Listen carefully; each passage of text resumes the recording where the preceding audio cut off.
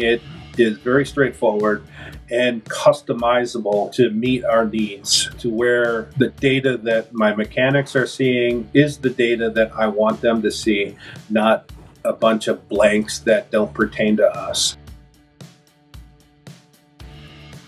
My name is Norman Manty. I am the Director of Engineering and Maintenance for Primal Pet Foods. When I started here, we had nothing.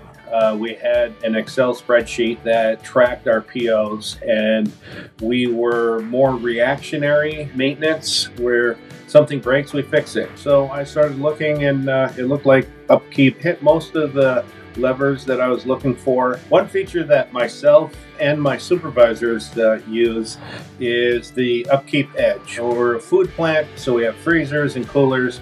All of that is tied into UpKeep, to where if on the off hours, if the freezer starts warming up, it starts sending me a text and gives me temperature. So that part is a useful tool all into itself. Asset operations management is important to Primal Pet Foods because the assets are the money makers of the company. If the assets aren't working, the company doesn't make money. And if the company's not making money, we won't be here. One of our production lines, if that line would go down, it's $160,000 of lost revenue per day.